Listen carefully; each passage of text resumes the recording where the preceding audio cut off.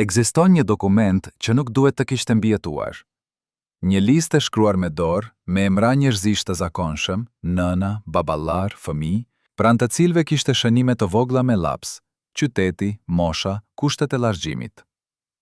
Kjo listë nuk ndodhej në arkivat e ndonjë organizate humanitare, as në zyrat e Kryqit të Kuq. Ajo u gjet e fshehur mes dokumenteve personale të një aktori, të mbajtur brenda një zarfi të verdhë nga vjetërsimi, me mbishkrimin e vetën 99, një vit që ka lënë pllak të paheruara mbi shpirtin e këtij kombi.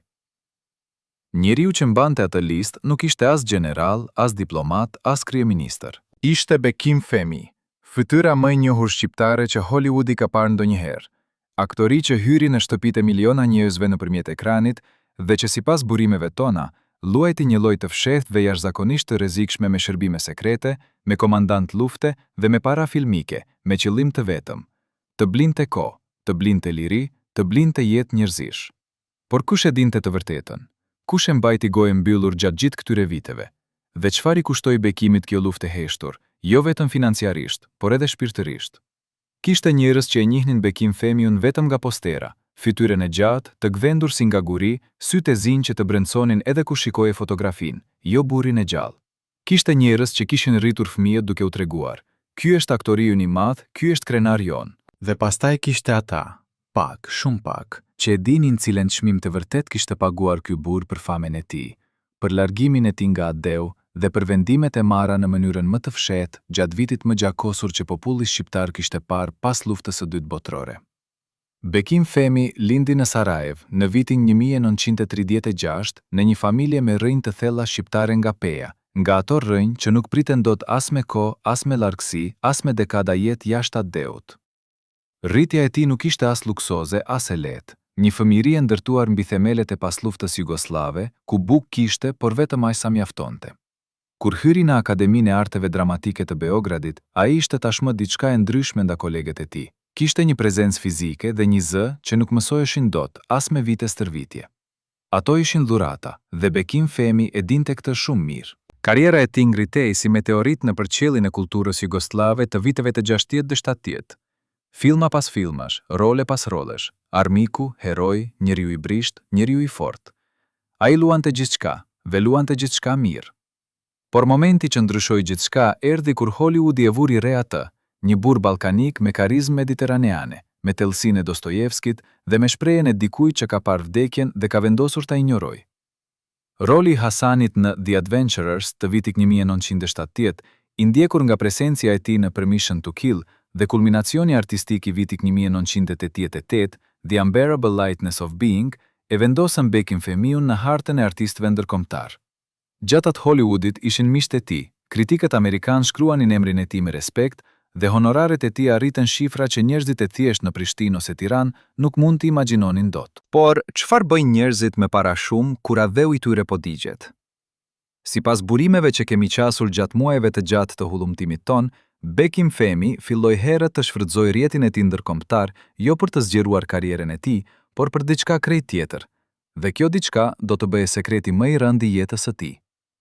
Por para se ta zbulojmë atë, duhet të kuptojmë kush ishin njerëzit rreth tij, kush e dinte të vërtetën, dhe pse askush nuk foli, as gjatë jetës së tij, as pas. Për herë të parë, pas 26 viteve heshtje, një grua vendosi të flasë.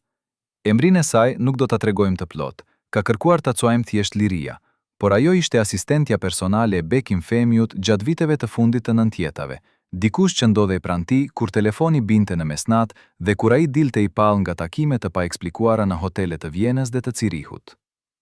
Unë i merrja faturat, thot ajo me zë të ulët, siç flet dikush që ka mbajtur ngarkesë për shumë kohë. I merrja, i renditja dhe nuk pyesja. Kishte rregull të pathënë mes nesh. Unë nuk pyesja dhe ai nuk shpjegonte. Por shumat ishin të tilla që edhe unë, pas gjithë asaj që kisha parë, mbetesha pa fjalë. Çfarë faturash ishin ato?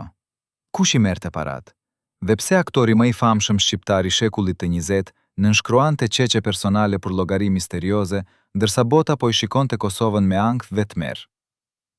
Liria nuk ka folur asnjëherë me media. 26 vjet rresht ajo ka jetuar me peshën e asaj që ka parë, duke u kthyer prapa çdo herë kur dikush e pyeste si ishte vërtet Bekim Fehmi. Ajo buzëqeshte dhe ndërronte temen. Por tani, e moshuar dhe e lodhur nga heshtja, ajo ka vendosur se e vërteta meriton të dalë në dritë. E vërteta e plot, me të gjitha detajet që bëjnë gjakun të ngrirë dhe njëkohësisht zemrën të qajet nga admirimi. Ai nuk flinte normalisht, thot Liria, duke kujtuar muajt e parë të vitit 1999. Unë e kisha zyrën gjitur me tatien kur ishte në Beograd. Dëgjoja ecje në përdhom deri në orët e para të mëngjesit. Herë dëgjoja atë duke folur me zë shumë të ulët në telefon. Jo shqip, jo serbokroatisht, por anglisht. Dhe kur dilte nga dhoma, kishte atë shprehje në fytyrë. Si dikush që sapo ka bërë një premtim shumë të rënd dhe e di se do ta mbaj pavarësisht çmimit. Çfarë premtimesh bënte Bekim Femi në ato net të gjata? Me kë fliste? Dhe cilat emra ishin mbi atë listë misterioze që dikush tani, shumë vite pas, nuk dëshiron ta shohë dritën e ditës? Ekzistonte një grup njerëzish, jo shumë, jo pak, që e dinte gjithçka. Jo 5, jo 10, por një numër i kufizuar individësh të zgjedhur me kujdes. Njerëz që kishin hyrë në rrethin e brendshëm të Bekim Femiut jo rastësisht, por sepse ai vetë kishte vendosur të besonte. Mes tyre kishte miq të vjetër nga koha e akademisë në Beograd. Kishte njerëz të lidhur me botën e diplomacisë europiane, kishte një avokat zviceran me emër të madh dhe me aftësi për të lëvizur para nëpërmjet kufive pa lënë gjurmë, dhe kishte të paktën 2 individ të lidhur me shërbime informative, jo si spiun, por si ndërmjetës, si njerëz që dinin të hapnin dyer në çastet kur ato ishin të mbyllura fort me brav. Ky grup funksiononte si një mekanizëm i fshehtë dhe jashtëzakonisht eficient. Kur Bekim Femi merrte informacion se familje të tëra kishin ngecur në qytete të rrethuar, kur emrat arrinin tek ai nëpërmjet kanaleve të errta, ky rrjet vihej në lëvizje. Para mbërrinin. Dokumente falsifikoheshin ose organizoheshin ligjërisht varësisht nga mundësitë. Njerëz largoheshin nga Pristina, nga Gjakovica, nga Prizreni, drejt kufive, drejt lirisë, drejt jetës. Por ky rrjet kishte nevojë për lëndë djegëse. Velënda djegëse, siç thot gjithmonë e vërteta e ashpër e kësaj bote, ishin parat. Sipas burimeve tona, dyshohet se Bekim Femi likuidoi asete të konsiderueshme personale gjatë vitit 1999. Jo të gjitha me njëherë, kjo do ta kishte vënë me njëherë në radar. Por sistematikisht, me kujdes, si dikush që di çfarë bën. Thuhet se honoraret e filmave të fundit shkuan direkt nëpërmjet llogarive të avokatin zviceran. Investimet e vogla reale u kthyen në likuide. Dhe sipas Lirijes, kishte edhe shuma që vinin drejt për drejti nga kontaktet e tij hollywoodiane. Njerëz nga bota e filmit amerikan që kishin dëgjuar për projektin e tij human dhe kishin vendosur të kontribuonin, jo publikisht, jo me fanfare, por me transferta bankare të heshtura. Por çfarë ndodhte nëse dikush nga ky rrjet vendoste të tradhtonte? Çfarë ndodhte nëse informacioni binte në duart e gabuara? Dhe a e dinte Bekim Femi sa të rrezikshëm ishin disa nga ndërmjetësit me të cilët po punonte? Sipas një personi tjetër me emrin e mbrojtur, e quajmë Driton, një mik i ngushtë i Fehmiut nga vitet e Beogradit, dikush që pranon se ishte njëri nga antarët e atij rreti të ngushtë, rreziku ishte shumë real dhe shumë konkret. Dikush nga jashtë i afrohej Bekimit, thot Driton, dhe ne nuk dinim nëse ai njeri vinte si mik apo si hije. Kishte raste kur konversacionet telefonike binin nën kontroll. Kishte raste kur Bekimi ndërronte numër telefoni 2 herë brenda një jave. Ne e dinim që po luanin me zjarin. Ai e dinte edhe më shumë se ne. Por nuk ndaloj. Pse nuk ndaloj? Cila forcë mbante një njeri të famshëm, të pasur, të sigurt brenda mureve të karrierës së tij splendide, duke i hedhur të gjitha ato siguri pas shpine për hir të emrave të panjohur mbi një listë letre. Dhe a kishte dikush brenda atij rreti, dikush të cilit i besonte verbërisht, që nuk meritonte as pak ato besim? Është shumë e lehtë, shumë e lehtë, të shohësh Bekim Femiun si figurën e pangjashme dhe perfekte, ikonën e pavarur, njeriu që bëri Ballkanin krenar, pa i thënë asnjëherë Ballkanit faleminderit. Kjo është versioni zyrtar, versioni i statuave dhe i festivaleve me emrin e tij. Por njerëzit e vërtet, njerëzit e mishit dhe gjakut, jo të bronzit dhe mermerin, jetojnë mes 2 botëve, ati që shfaqen publikisht dhe ati që jetojnë fshehurazi, brenda mureve të dhomave të tyre, brenda vetmisisë së orëve të vona. Bekim Femi jetonte mes 2 botëve në mënyrë akute, madje të dhimbshme. Nga njëra anë kishte jetën evropiano-perëndimore të aktorit ndërkombëtar, pritjet e eleganta në Londër, intervistat e suksesshme në Paris, darka me kineast dhe kritik që e admironin si fenomen të rrallë kulturor.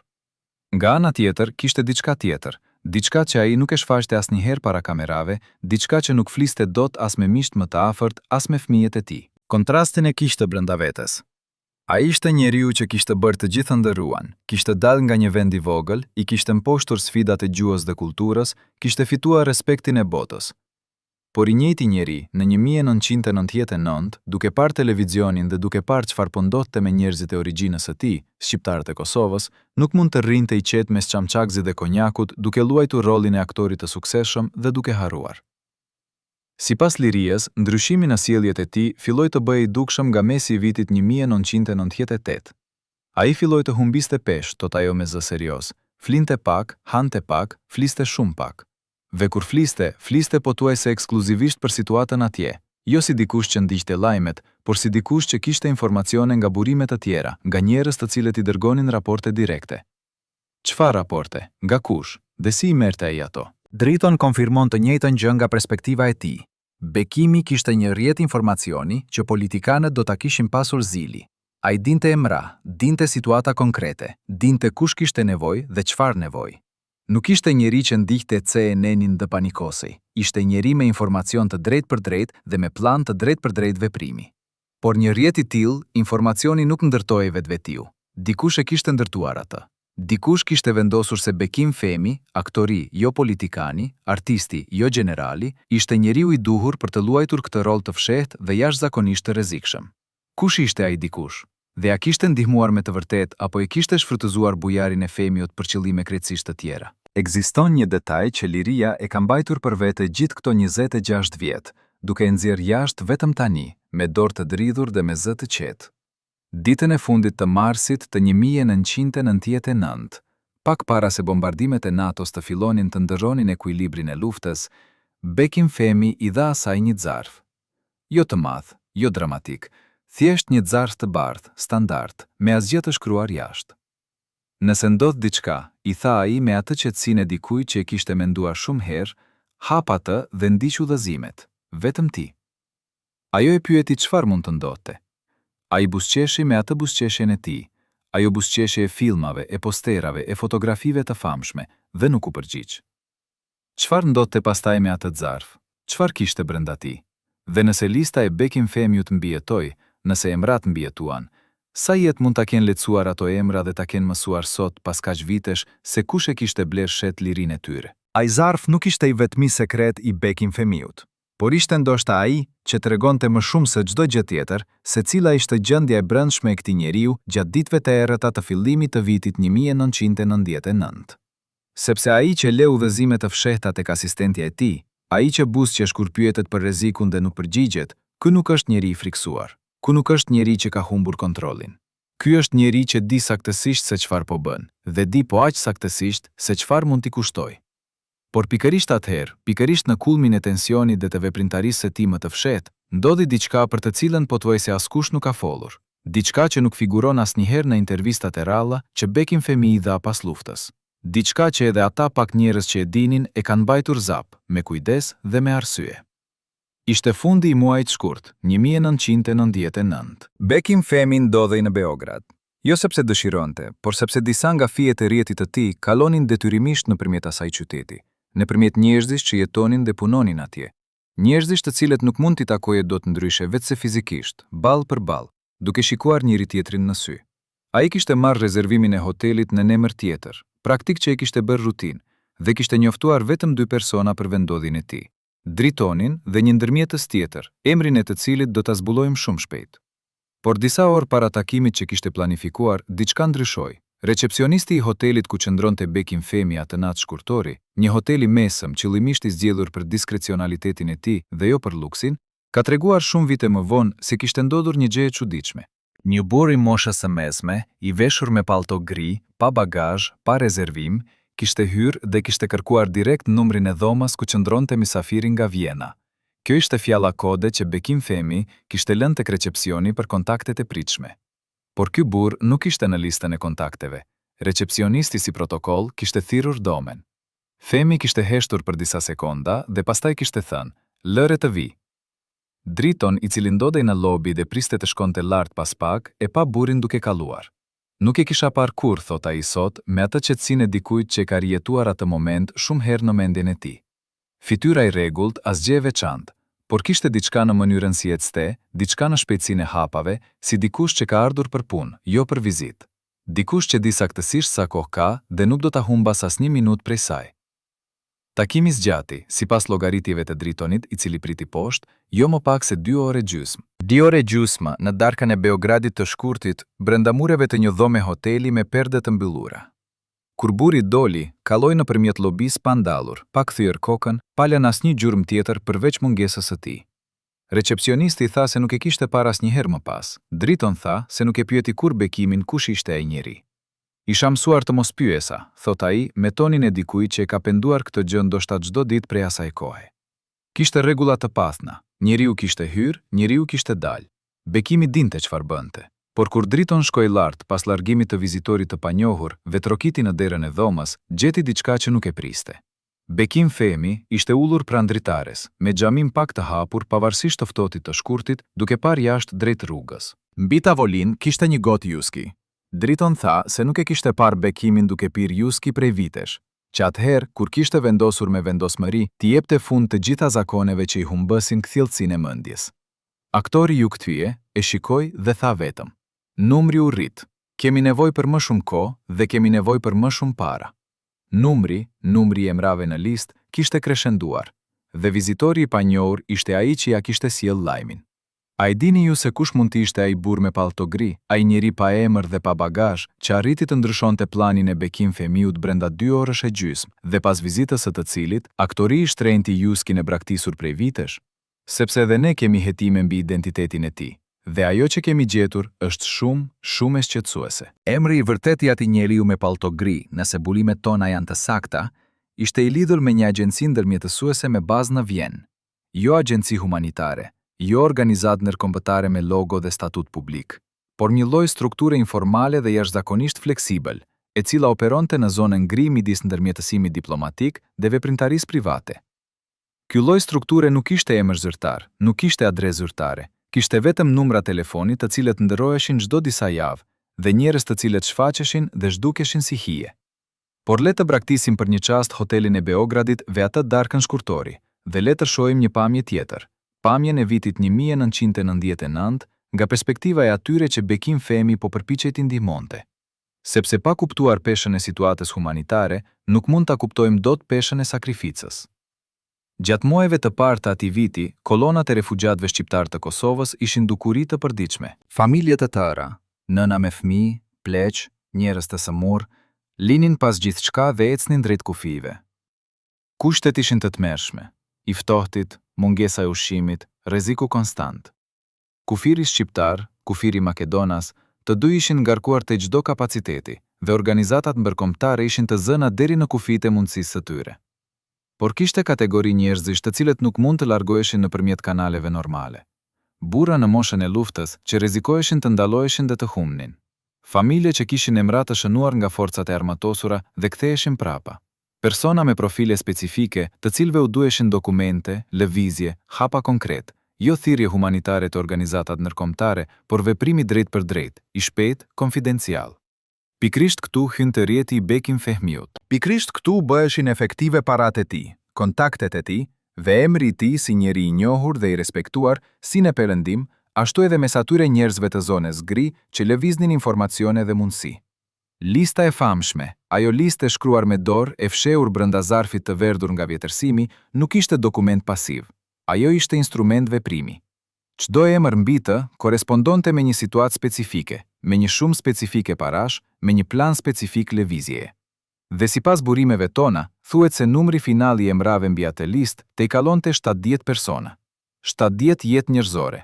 Aq, sipas të gjitha indikacioneve, kishte arritur të blinte Bekim Fehmi me honoraret e tij hollywoodiane dhe me pasurinë personale të akumuluar me dekada pune.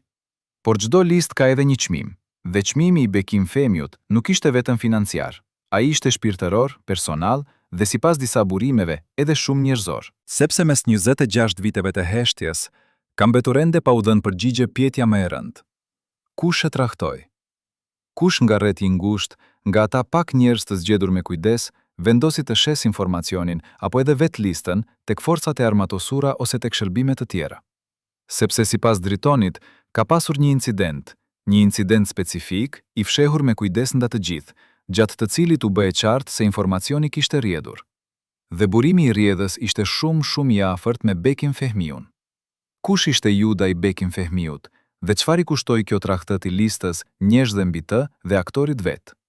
Ka gjëra që njerëzit e pasur mësojnë vonë dhe mësojnë me dhimbje, se besimi i gabuar kushton shumë më shtrenjtë se çdo humbje financiare. Bekim Fehmi, me gjithë mençurinë dhe kthjellësinë e tij, me gjithë vitet e jetës internacionale dhe të kontakteve me njerëz nga botët më të ndryshme, bëri një gabim themelor në vlerësimin e njeriut të cilit i kishte besuar, ndoshta më shumë se kujtdo tjetër brenda atij rreti të fshehtë. E quajmë Zoran. Kjo nuk është emri i tij i vërtet, por ai e di se kujt i referohemi, nëse ndodhet ende gjallë dhe nëse sheh këtë video sot. Zoran ishte njëri nga antarët e vjetër të rretit, njëri nga ata njerëz të akademisë nga vitet e rinisë, dikush me të cilin Bekim Fehmi kishte ndarë shumë gjëra gjatë viteve, suksese, zhgënjime, ide, sekrete. Zoran dinte detaje që askush tjetër nuk i dinte. Dinte llogari, dinte emra ndërmjetësish, dinte destinacionet e lëvizjeve. Dhe Zoran, sipas tregimit të dritonit, tregim të cilin ai e ndau me ne me kushtin e konfidencialitetit të plot, filloi të bëj pyetje shumë specifike, shumë detajuara, që kalonin cakun normal të marrëdhënies së tyre. Ai donte të dinte shuma, thot dritën me zë të ulët dhe me atë tension të karakteristik të dikujt që po tregon diçka që e ka mbajtur brenda gjatë. Jo përgjithsisht, jo në mënyrë abstrakte, donte shifra konkrete. Donte të dinte kë kishim kontaktuar nga cilat kanale specifike. E pyeta Bekimin, ai tha: Zoran ka nevojë të di për të na ndihmuar. Unë u qetësova, por nuk duhej të kisha. Muaj më pas, sipas dritonit, rreth shtatorit të 1999, pas mbarimit të luftës, u zbulua se disa nga emrat e listës kishin pasur probleme gjatë procesit të largjimit. Jo të gjithë, jo shumica, por disa. Probleme të cilat, duke analizuar retroaktivisht, dukeshin shumë specifike dhe shumë të koordinuara për të qenë rastësi të thjeshtë. Driton besonte se dikush kishte dhënë informacion, dikush, sipas tij, e kishte ditur drejtimin dhe kohën. Bekim Fehmi, kur e kuptoi, kur u bë e qartë nga copëzat e informacionit se kush kishte qenë burimi i rrjedhës, nuk shpërtheu, nuk bërtiti, nuk konfrontoi. Sipas dritonit, e thirri Zoranin dhe biseduan vetëm. Biseda zgjati shumë pak. Pastaj Zoran u largua dhe nuk u pa kurrë më si pjesë e atij rrethi. Bekimi nuk ma tregoi asnjëherë çfarë kishte thënë në atë bisedë, pohon driton. Por kishte diçka në sytë e tij pas asaj dite, diçka që nuk e kisha parë kurrë më parë. Nuk ishte zemrim, nuk ishte trishtim, ishte lodhje. Lodhja e thellë e dikujt që ka zbuluar se bota është edhe më e ndërlikuar dhe çmendonte se njerëzit janë edhe më kompleks se sa i kish besuar. Por driton shtoi edhe diçka tjetër, diçka që e ka bërë atë të mendojë gjatë, shumë gjatë. Edhe pasi e diti, thot ai ngadalë, edhe pasi kuptoi se kishte pasur tradhëti, Bekimi nuk ndaloi. Vazhdoi me ata emra që kishin mbetur pa u ndihmuar. Vazhdoi punën. Si dikush që thot, tradhtia ekziston, po e di. Po njeriu nuk mund të ndalet në e mira vetëm sepse dikush i tregoi se e keqja ekziston gjithashtu.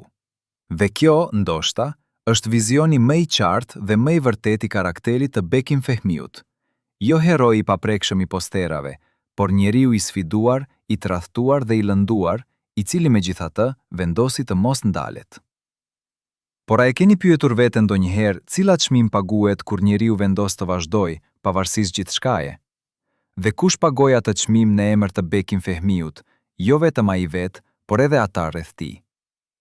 Pas luftës, pasi predha e fundit u shua dhe kolonat e refugjatëve filluan të ktheheshin, pasi organizata ndërkombëtare dhe kamerat televizive u larguan drejt krizave të tjera të botës, mbeti pyetja e heshtur dhe e pashmangshme, çfarë kishte ngellë nga Bekim Fehmi? Jo nga aktori.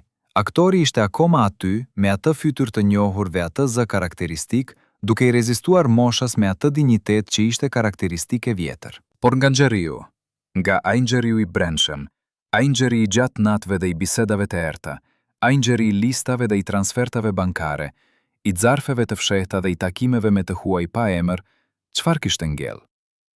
Liria, kur e pyet për periudhën pas luftës, hesht për disa sekonda. Pastaj thot diçka të thjeshtë dhe shumë të fuqishme. Ai donte të dinte shumë shpejt çfarë kishte ndodhur me emrat në listë. Jo të gjithëve u kishte arritur ndihma. Disa u kishin ngelur gjërat në mes, disa prej rasteve ishin bllokuar. Ai donte të dinte cili kishte mbijetuar dhe cili jo. Dhe kur merr lajme të mira, buzëqeshi, por kur nuk vinin lajme, ose kur lajmet ishin të këqija, kishte orë të tëra heshtje. Pasuria e Bekim Fehmiut, sipas burimeve të shumta dhe të papajtueshme me njëra tjetrën, kishte pësuar dëmtime të konsiderueshme si rezultat i viteve të veprimtarisë humanitare të tij financiare. Nuk dim shifrat e sakta, vendoshta kjo ishte pikrisht ajo çfarë ai dëshironte. Liria thot se kishte momente kur Bekimi hapte librezën e llogarisë dhe e mbyllte sërish pa thënë asnjë fjalë, me atë shprehjen e dikujt që ka bërë llogaritë dhe i ka pranuar. Ata pak njerëz që kanë pasur njohje të situatës financiare, tregojnë se humbjet ishin reale, të thella dhe të paktyeshme.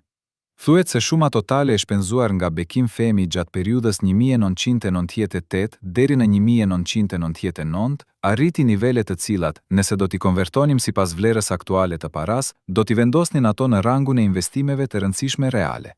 Jo donacione simbolike, jo kontribute modeste, po shuma që ndryshojnë jetën financiare të individit. Por kishte diçka tjetër, diçka që nuk matej me shifra dhe nuk zbardej me dokumente bankare. Bekim Fehmi kishte shpenzuar edhe diçka tjetër, diçka shumë më të çmuar se parat. Kishte shpenzuar energji, kohë, kapacitet nervor. Kishte shpenzuar vite të karrierës aktive. Vite kur ai teorikisht mund të kishte marrë role të reja, mund të kishte ndërtuar mbi kulmin e arritur me The Unbearable Lightness of Being dhe të kishte konsoliduar pozicionin e tij ndërkombëtar. Sipas dritonit, kishte oferta gjatë atyre viteve. Kishte thirrje nga agent, propozime nga regjisor, interesa nga studio hollywoodiane. Ai refuzoi shumicën, thotë Driton, ose i pranoi vetëm ato që i lejonin fleksibilitetin e nevojshëm. Karriera kaloi në plan të dytë. Disa njerëz të industrisë nuk e kuptuan, disa u zemruan, disa thjesht ndaluan së tiruri. Ky ishte edhe çmimi i fshehur i listës, çmimi profesional, çmimi karrieristik, çmimi i mundësive të humbura. Por kishte edhe diçka tjetër, diçka që vetëm liria e tregon dhe vetëm me zë shumë të ulët. Ekzistonte edhe çmimi i marrëdhënieve. Ekzistonte distanca, jo e plot, por e ndjeshme, mes tij dhe atyre njerëzve të jetës private që nuk e dinin çfarë po ndodhte, që nuk e kuptonin pse ishte aq larg, aq i humbur mendërisht, aq prezent fizikisht dhe kaq absent shpirtërisht. Ai mbante sekrete. Ve sekretet krijojnë distancë edhe kur njeriu nuk do. Cila ishte kostoja e vërtet njerëzore e heshtjes së Bekim Fehmiut? Dhe a do ta kishin kuptuar ata që dashuronin, nëse do ta kishin ditur të vërtetën, se ajo distancë nuk ishte braktisje, por ishte mbrojtje? Tani, shumë vite pas çdo gjëje, dokumentet ekzistojnë, ose të paktën ca prej tyre. Zarfi i bardhë që liria mbajti mbyllur për 26 vjet u hap, sipas saj jo pa kohë pasi mori lajmin për largimin e Bekim Fehmiut nga kjo botë. Brenda tij gjeti jo udhëzime dramatike, jo sekrete tronditse, gjeti një letër të shkruar me dorën e tij, të datuar në fillim të marsit 1999. Letra nuk fliste për para, nuk fliste për listë, nuk fliste për strategji. Fliste për njerëzit, për emrat konkret të disa familjeve mbi listë, me shënimin se ku duhej kontaktuar, kujt duhej drejtuar nëse ndodhte diçka e papritur, dhe ndihma kishte mbetur e padorzuar. Ishte letër operacionale, jo sentimentale, instruksione konkrete për vijimin e punës nëse ai nuk do të mund ta vazhdonte vetë. Madje edhe në zarfin e tij personal, madje edhe në letrën e tij private, Bekim Fehmi kishte menduar të tjerët. Liria thot se nga ata emra të shënuar në atë letër, ajo arriti të konfirmoj, nëpërmjet rrugëve të veta të kujtesës dhe informacionit, se shumica kishin mbijetuar, shumica kishin arritur, shumica ishin kthyer, ose kishin filluar jetë të re jashtë Kosovës, ose kishin ndërtuar prapa kur kushtet lejuan. Por ata njerëz, ata 70 apo sado që ishin, a e din sot? A e din se emri i tyre figuronte mbi atë listë? A e din se aktori i filmave hollywoodian, fytyra nga posteri i dhomës së tyre të familjarisë, kishte investuar para personale dhe kapital nervor për të siguruar kalimin e tyre? Ka shumë të ngjarë që shumica nuk e din. Ka shumë të ngjarë se ata jetojnë sot jetët e tyre me familjet e tyre, pa e ditur asnjëherë emrin specifik që figuronte pas skenës si garancie sigurisë së tyre. Vendoshta kjo ishte pikërisht ajo çfarë Bekim Fehmi dëshironte. Por nëse do të kishit mundësin ta dini, nëse do të mësonit sot se dikush, pa ju ditur dhe pa kërkuar asgjë në këmbim, kishte paguar çmim personal dhe financiar për sigurinë tuaj, çfarë do t'i thoshit atij njeriu? Kishte një objekt të vogël që Bekim Fehmi e mbante gjithmonë në xhepin e majtë të xhaketës, Jo unaz, jo medaljon, jo gjë e madhe dhe e dukshme, por diçka tepër e vogël dhe tepër personale, diçka që askush nga publiku nuk e kishte parë kurrë. Liria e përshkruan atë si një copaz liamarin të grisur, të formës jo të rregullt, jo më e madhe se një pull. Ajo kishte pjetur një herë dhe vetëm një herë, çfarë ishte ajo gjë? Ai ja kishte mbajtur në pëllëmb dhe i kishte thënë: "Kjo nuk lejon që gjërat e këqija të ndodhin pa lajmërim." Pastaj e kishte kthyer në xhep dhe biseda kishte ndërruar temë. Por çuditërisht, dhe kjo është ajo gjë që Liria tregon me zë të tërhequr dhe me shprehjen e dikujt që nuk ka gjetur dot shpjegim logjik, ditën kur Bekim Fehmi mbërriti për herë të fundit nga Beogradi në apartamentin e tij të Vjenës, pak para muajit tetor të 1999, ai doli nga valisha dhe filloi të kontrollonte xhepat e xhaketës me atë nervozizëm karakteristik të dikujt që di se çfarë kërkon dhe di që nuk do ta gjejë. Copaza e liamarinës nuk ishte aty, kishte zhdukur. Jo nga vjedhja, jo nga humbja e qartë, por si gjërat që zhduken kur koha e tyre kalon. Ai u ul mbi karregen prandritares dhe qëndroi kështu, pa lvizur për shumë minuta, pa folur. Liria, e cila ndodhej aty për të renditur korrespondencën e akumuluar, ndjeu se nuk duhej ta prekte atë çast. Kur aktori u ngrit, fytyra e tij kishte diçka të ndryshuara, jo dramatike, por të ndjeshme, si faqja e librit pas të cilës fillon kapitulli i fundit. Çfarë ndodh kur humbet ai objekt i vogël mbi të cilin njeriu ka ndërtuar besimin e tij të brendshëm? Ishte pyetja që Liria ja kishte bërë vetes atë mbrëmje. Ve çfarë ndodh me njeriun? Bekim Fehmi, pavarësisht gjithë asaj që kishte bërë dhe gjithë asaj që kishte sakrifikuar gjatë vitit 1999, nuk ishte njeri pa dobësi. Ishte njeri me të tjera, me brengosje, me atë lloj frike të fshehur që njerëzit e fortë e mbajnë thellë dhe shfaqin vetëm kur janë të vetëm me veten. Dhe ekzistonte një vend konkret, fizik, i zgjedhur me kujdes dhe i mbajtur me sekret nga pothuajse të gjithë, ku Bekim Fehmi shkonte kur ajo frikë bëhej shumë e rëndë për ta mbajtur vetëm brenda. Nuk ishte shtëpi, nuk ishte hotel, nuk ishte hapësira luksoze që njeriu e imagjinon kur mendon për aktor ndërkombëtar. Ishte një apartament modest, jo sipas standardeve të varfërisë, por modest sipas standardeve të dikujt me aftësinë financiare dhe famin e Bekim Fehmiut. Në lagjen e tretë të qytetit të Vjenës, rrugë e vogël, ndërtesë pa asgjë të veçantë, katit të dytë, me dritare që shikonin nga ana e oborit dhe jo nga rruga. Një vend i dizajnuar me qëllim të mos tërhiqte vëmendjen. Liria e dinte për ekzistencën e tij. Ajo kishte dërguar disa herë post dhe dokumente në atë adresë, duke u siguruar gjithmonë se paketa arrinte dorë në dorë dhe jo nëpërmjet kutisë postare të ndërtesës. Por nuk kishte hyrë kurrë brenda. Bekim Fehmi kishte qenë shumë i qartë. Ajo adresë ekzistonte për punë, dhe në atë apartament punohet, jo pritet vizitor. Asistentja, e mensur dhe e disiplinuar siç ishte, kur nuk ishte pyetur më shumë. Por një fqinj, pensionist i moshuar, pensionist zviceran me origjinë gjermane, njeri i tipit që i sheh të gjitha pa pyetur asgjë, ka treguar shumë vite më vonë diçka interesante dhe pak të çuditshme. Tregoi se herë-herë, kryesisht natën vonë apo herët në mëngjes kur lagja ishte e qetë, dëgjonte zëra nga ai apartament i katit të dytë. Jo zëra të lartë, jo zënka, por diçka që ai e përshkruante si zë i vetëm duke folur me vete, nganjëherë me gjuhë të huaja, nganjëherë duke numëruar diçka me zë të ullët. Kishte edhe net kur drita e apartamentit mbetej ndezur deri në axhim. Tregoi gjithashtu se kishte parë një herë, vetëm një herë, meqense i kushtonte kujdes respektit të privatësisë, mbi tavolinën prandritares nëpërmjet xhamit gjysmë të hapur të një nate vere, të shtrirë nëpër sipërfaqen e tavolinës, çfarë dukej si letra të shumta, radhitura me kujdes me shënime anash. Letra që sipas kahut të tij logjik të pensionistit të vjetër, i dukeshin si lista të diçkaje. Shumë emra radh pas radhe. Kush hynte dhe dilte nga ai apartament? Çfarë bëhej brenda atyre mureve, larg çdo kamere dhe çdo vëmendjeje? Dhe kjo tabela e madhe me emra, a ishte ajo lista e famshme, apo ishte diçka tjetër, diçka që ne ende nuk e dim? Megjithatë, ekzistonte edhe shumë diçka tjetër brenda asaj periudhe, diçka që Bekim Fehmi e fshihte jo nga publiku, jo nga miqt, por nga vetja e tij, ose të paktën tentonte ta fshihte. Shëndeti i tij, mjeku i tij personal, një internist vjenes i cili ka dhënë të paktën 3 intervista të shkurtra për media gjermanishtfolse vite pas largjimit të Fehmiut, dhe të cilit ja di me emrin, por e mbaj me respekt konfidencial sipas kërkesës, pretendohet se ka treguar diçka që sipas bulimeve tona nuk figuron asnjëherë në biografitë zyrtare dhe nuk përmendet asnjëherë në dokumentarët e realizuar deri tani. Ai ka thënë se Bekim Fehmi erdhi tek ai për herë të parë jo gjatë viteve të fundit të jetës, siç pretendohet zakonisht, po shumë kohë para, në fillim të vitit 1998, pikërisht para se veprimtaria e tij e fshehtë humanitare të merrte dimensionet e vërteta. E sipas tij erdhi me simptoma specifike, lodhje kronike, humbje peshe e pashpjegueshme, ankthi brendshëm me natyrë fizike dhe jo vetëm psikologjike. Mjeku ishte treguar i drejt për drejt, siç janë zakonisht mjekët e formimit evropian perëndimor. Situata e tij shëndetësore kërkonte kujdes të veçantë, qetësi, reduktim të stresit dhe monitorim të rregullt. Bekim Femi e kishte dëgjuar, e kishte falenderuar mjekun dhe kishte bërë pikërisht të kundërtën e çdo gjëje që ishte thënë. Ai erdhi rregullisht gjatë viteve 1998 dhe 1999, thot mjeku në atë intervistën e rrallë. Por jo për të ndjekur rekomandimet, erdhi për të marrë informacion. Çfarë mund të bënte, çfarë nuk duhej, cila ishte kufiri fizik jashtë të cilit trupi nuk jep leje?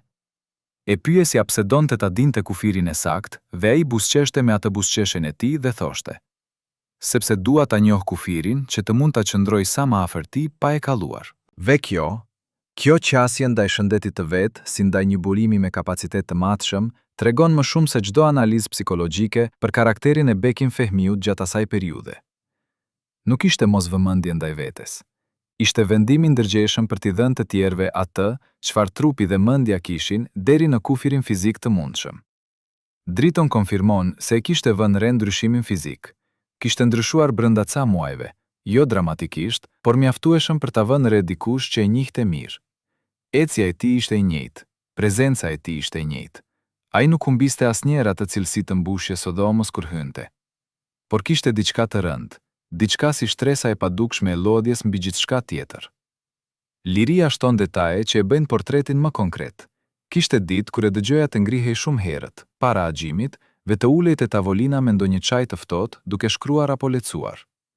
Kur e pyesja si kishte fjetur, gjithmonë thoshte mirë, por sytë e tij tregonin tjetër gjë. Sytë e tij kishin atë qeltësinë e dikujt që nuk ka gjetur gjumë të vërtet prej kohësh. Dhe ai vazhdonte. Takimet vazhdojnin, transfertat vazhdojnin, lista vazhdonte të ekzistojë dhe emrat e rinj vazhdonin të shtoheshin. Por ekzistonte edhe diçka tjetër. Diçka që mjeku e thot me fjalë të matura dhe tepër klinike, por që pas të cilave qëndron realiteti shumë njerëzor. Njeriu nuk mund të funksionojë me intensitet të tillë pa paguar çmim biologjik. Nuk është metafor, është fiziologji. Trupa jon mbajnë regjistër. Kur mjeku i sugjeroi Bekim Fehmiut të qëndronte jashtë aktivitetit intensiv për të paktën 2 muaj, ai u përgjigj me atë qetësinë e njohur. Jo tani, ndoshta në vjesht. Dhe kur erdhi vjeshta e 1999, kishte diçka tjetër urgjente, dhe 2 muajt e qetësisë u shtyn sërish. A është e mundur të shohësh vetëm sot, me distancën e viteve dhe me njohurinë e gjithçkaje që ndodhi, se Bekim Femi e dinte mirë çfarë po i bënte vetes. Dhe nëse e dinte, si i jepet kuptim zgjedhjes së tij? Shtatorja e 1999, muajt e parë pas mbarimit zyrtar të luftës, e gjeti Bekim Femiun në një gjendje psikologjike dhe fizike shumë të ndryshme nga ajo e fillimit të vitit. Konflikti kishte mbaruar, bombardimet e NATO-s kishin dhënë rezultat dhe kolonat e refugjatëve filluan të ndryshojnë drejtim, jo largjim, por kthim. Por mbarimi i luftës nuk nënkuptonte mbarimin e gjithçkaje.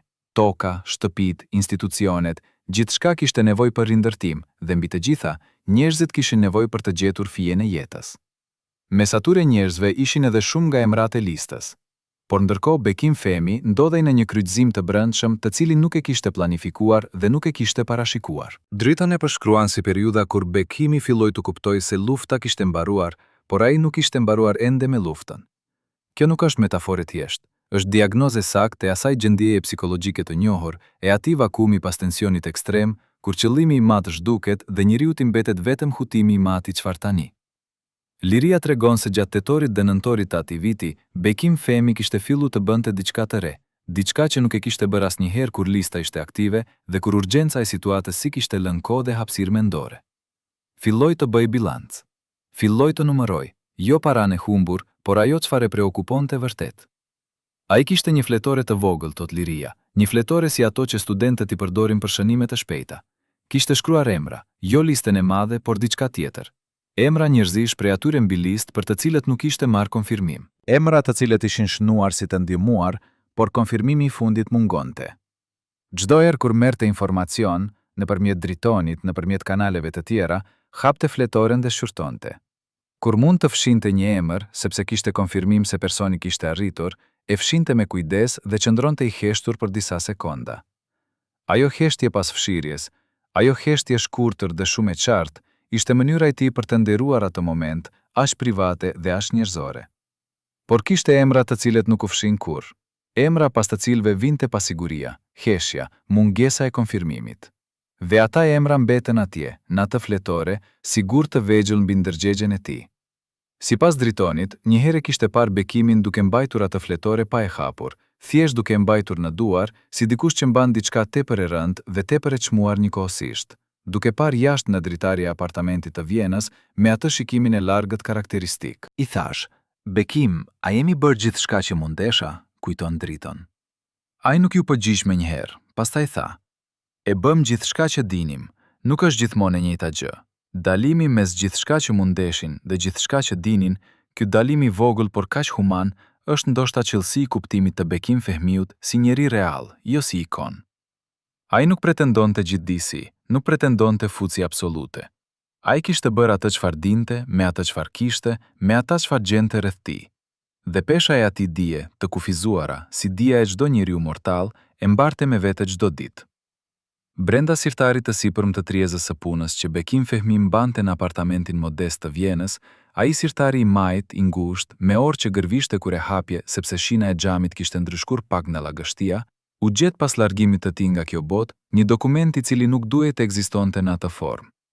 Nuk ishte kontratë filmike, nuk ishte policë sigurimesh, nuk ishte letër personale. Ishte diçka shumë më specifike dhe shumë më shqetësuese.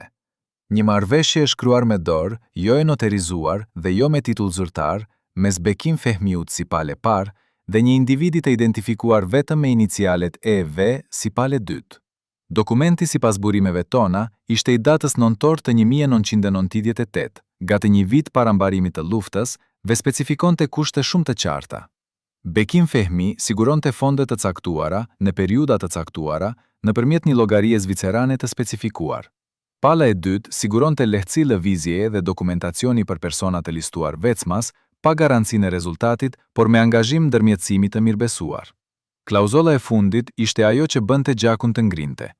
Palla e parë pranon shprehimisht se ka informacion të mjaftueshëm për natyrën e shërbimit dhe refuzon çdo pretendim të arshëm lidhur me rishqete lidhura me këtë angazhim. Me fjalë të tjera, Bekim Fehmi kishte nënshkruar me dorën e tij se e dinte plotësisht rrezikun dhe se e merrte atë rrezik plotësisht mbi vete. Askush nuk e kishte detyruar, askush nuk ja kishte fshehur asgjë. Ai kishte zgjedhur me sy hapur dhe me penë të sigurt. Por çfarë tregonte ky dokument për natyrën e vërtet të rrjetit me të cilin Fehmi kishte punuar?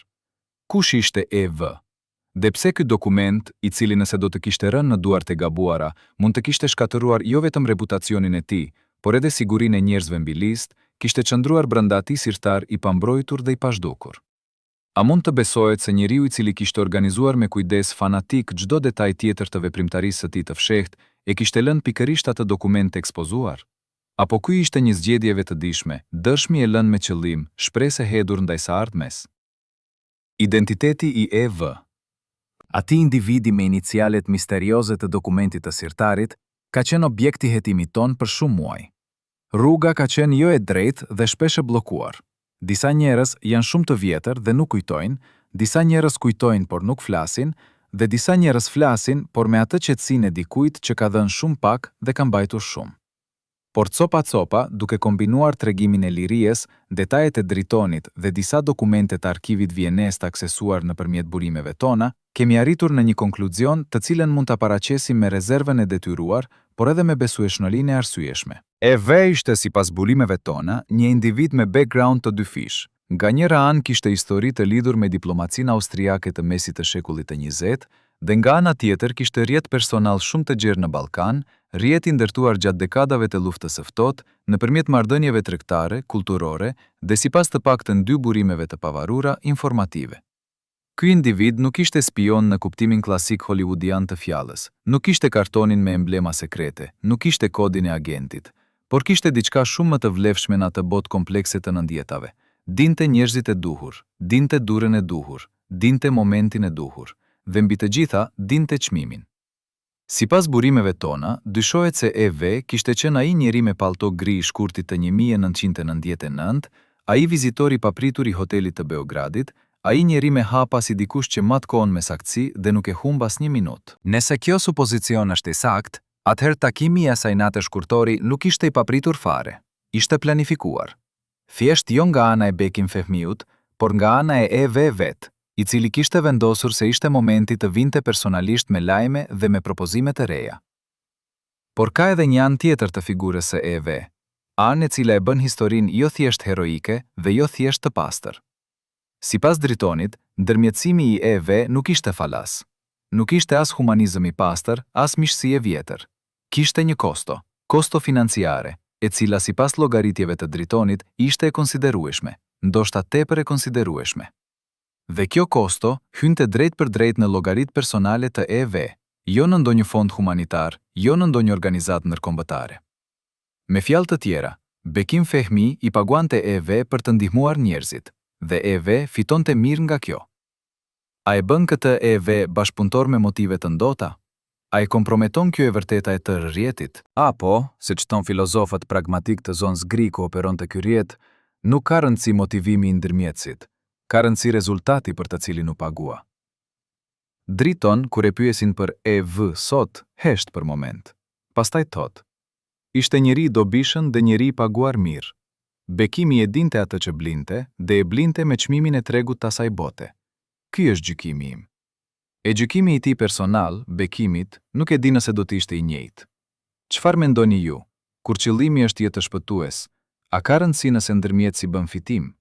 A e ndot motivimi komercial i palës së tretë moralin e aksionit të tërë? 9 muaj pas mbarimit të luftës, 6 muaj pas kthimit gradual të refugjatëve dhe 2 muaj pas asaj bisede të fundit mes Bekim Fehmiut dhe atij njeriu të quajtur Zoran, takimit pas të cilit Zoran u largua nga rreti dhe nuk u pa kurrë më si pjesë e tij, ndodhi diçka e cila sipas burimeve tona qëndron si epizodi ndoshta më i rëndë të gjithë historisë.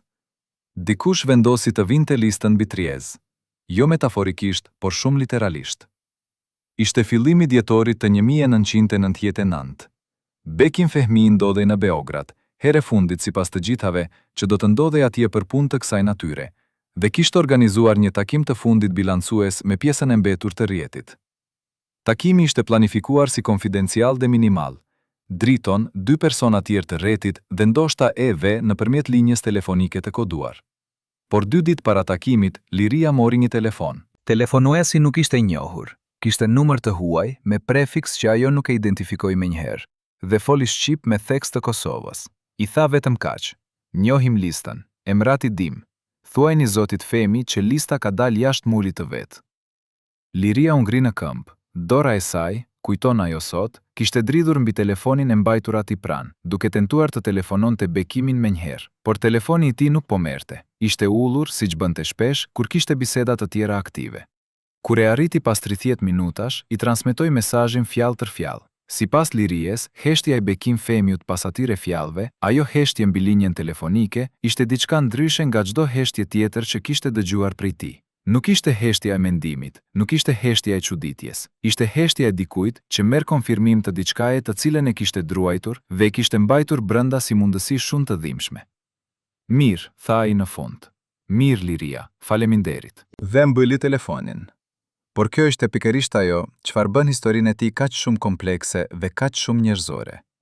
Ai nuk aratiset, nuk fshihet, nuk anullon takimin.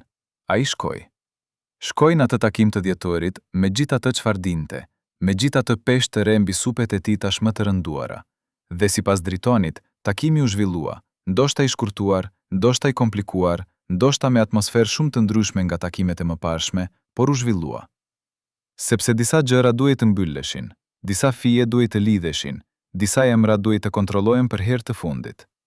Bekim Fehmi e dinte se dikush kishte folur, e dinte se informacioni kishte dalë, dhe megjithatë, zgjodhi të mbyll punën me dinjitet, jo me ikje. Dhe pastaj erdhi pyetja që askush nuk ja kishte bërë drejt për drejt, pyetja e cila sipas Dritonit ushtrua nga njëri prej pjesëmarrësve të tjerë të takimit. Zoran? Bekim Fehmi e pritja të fjalë me qetësinë e dikujt për të cilin konfirmimi nuk ndryshonte asgjë nga bara e dijes. Ndoshta, tha ai, por nuk ka rëndësi tani. Ka rëndësi se çfarë kemi bërë, jo se kush e theu. Kjo zgjedhja për të mos vrarë energji me fajin dhe me emrin e tradhtarit, zgjedhja për të mbajtur syt mbi punën dhe mbi rezultatin, ishte ndoshta filozofia e tij më e thellë personale, e dallur jo nga libra, por nga vite kuptimi të vështirë nëpërmjet goditjeve reale të jetës.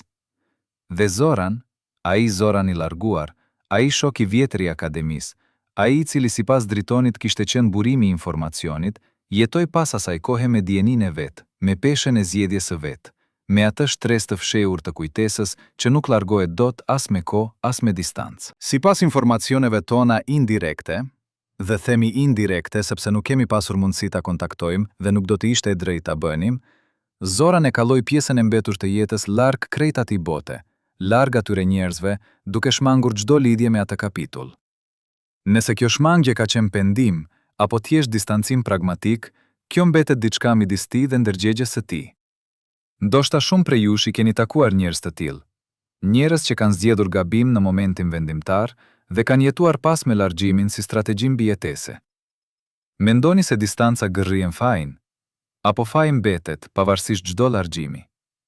Sot kur kthehet koka prapa mbi gjithçka, mbi listën, mbi parat, mbi takimet e errta dhe dokumentet e fshehura, mbi zarfin e bardhë dhe fletoren me emra të fshirë, mbi sirtarin e majt me marrëveshjen e nënshkruar dhe mbi telefonin e djetorit me fjalët, lista ka dalë jashtë murit të vet.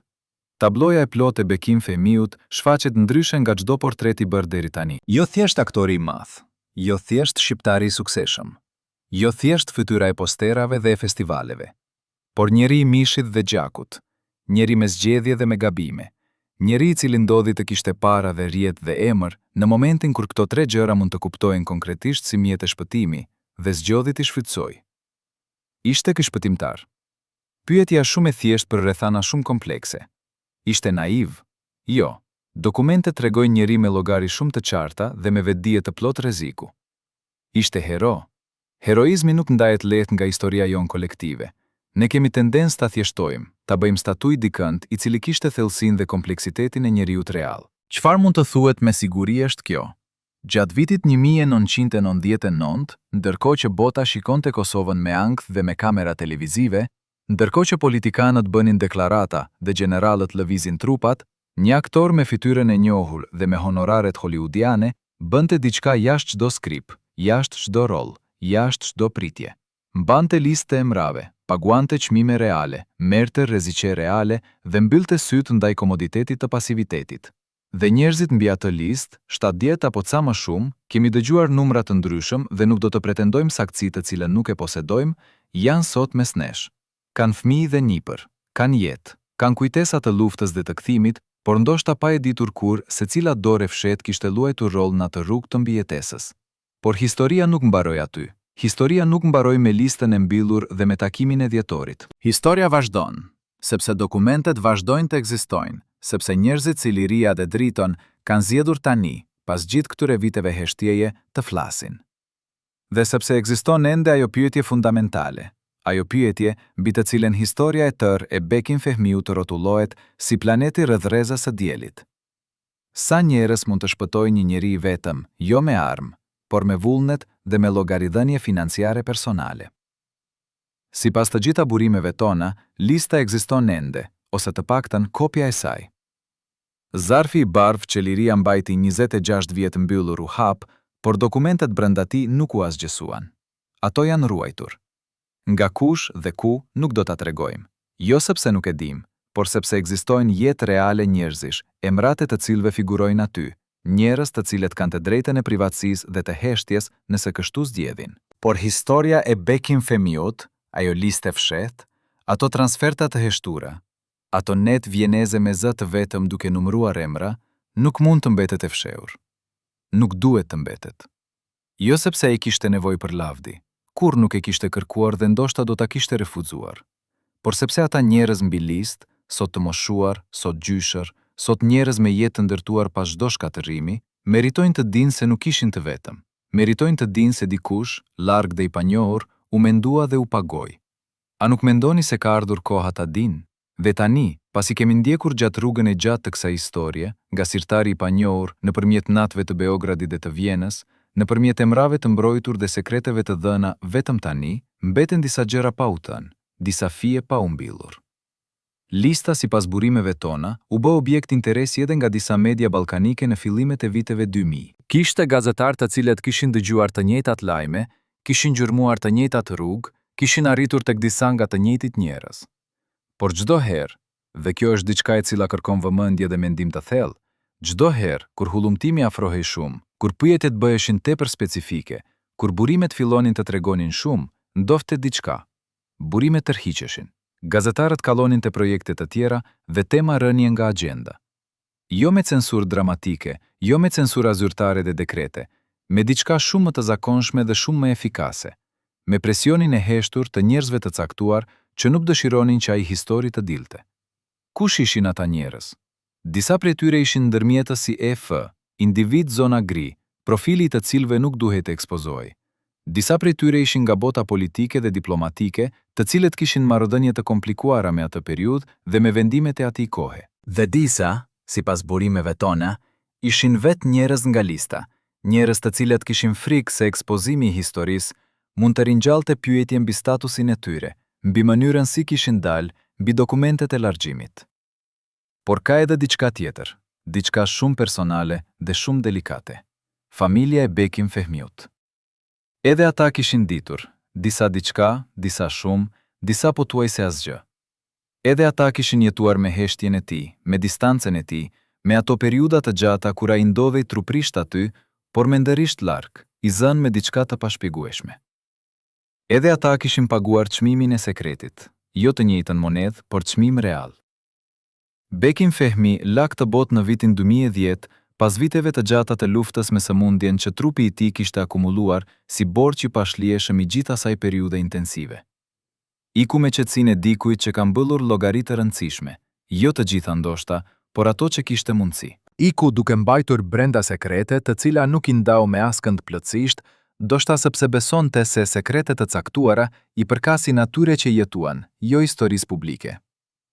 Por historia publike gjithmonë kthehet. Gjithmonë ka dikë si liria, dikë si driton, dikë si fqinzi pensionist vjenez me kujtesë të mirë, dikë si arkiva me dokumente që kanë mbijetuar pavarësisht çdo përpjekjeje për t'i fshirë. Historia publike gjithmonë gjen rrugën e vet drejt dritës. Ve tani, pas gjithë kësaj rruge, mbetet pyetja e vërtetë. Jo se sa paguaj Bekim Fehmi, jo cilat ishin emrat, jo kush ishte EV, jo çfarë kishte brenda sirtarit. Pyetja e vërtetë është kjo. Si e mbajmë kujtesën e njerëzve të cilët bëjnë të mirë në heshtje, larg çdo mikrofon dhe çdo vëmendjeje dhe pastaj largohen pa e kërkuar ndonjëherë konfirmimin. A mjafton vetëm të dish, ti vetë brenda vetes, se ke bërë diçka që ka pasur kuptim? Bekim Fehmi ndoshta do të thoshte po. Njëri nga njerëzit mbi atë listë, nëse e sheh këtë rrëfim sot, nëse ndodhet diku dhe njeh emrin dhe e di historinë e largjimit të vet, ndoshta do të thoshte diçka tjetër. Dhe ndoshta e vërteta gjendet mes të dujave. Miqtë e dashur, tani që keni dëgjuar gjithçka, listën e fshehtë, paratë e Hollywoodit të shpenzuara për jetë njerëzish, takimet e errta dhe tradëtim brenda rrjetit të besimit, dokumentin e sirtarit dhe zarfin me udhëzimet e fundit, ju pyesim, si e shihni ju Bekim Fehmiun? A ishte ai viktimë e rrethanave të një kohe tepër të rëndë, njeri i cili u gjend në mes dhe bëri çfarë mund? Apo ishte njeri i cili zgjodhi vetë, me vetdije të plotë dhe me çmim personal të lartë, ta luajë atë rol të fshehtë dhe ta mbajë atë bar deri në fund? Shkruani mendimin tuaj. Kjo është e rëndësishme për ne, sepse duam të dimë, a mbahet ende kujtesa e Bekim Fehmiut gjallë në qytetin tuaj, në familjen tuaj, te njerëzit rreth jush? A flitet ende për të? A e dinte dikush nga ta afërmit tuaj ndonjë gjë nga ajo çfarë sapo dëgjuat? Nëse keni ndjerë diçka duke ndjekur këtë rrëfim, nëse keni ndjerë atë ndjenjë të njohur dhe shumë njerëzore, të admirimit, të përzier me trishtim, të asaj realizimi se kulminimi nuk është kurrë i plot, se gjithmonë ka stres tjetër poshtë, atëherë mbani mend se e vërteta ka rëndësi, se kujtesa ka rëndësi, se njerëzit si Bekim Fehmi meritojnë të dihen plotësisht, jo vetëm nëpërmjet posterave dhe statuave. Dhe nëse dëshironi të dini më shumë në të ardhmen, kjo histori do të vazhdojë të hap dritare për të tjerë që vepruan pas skenave, sepse ka shumë gjëra ende pa u treguar. Ne jemi këtu për t'i transmetuar ato kur vjen koha.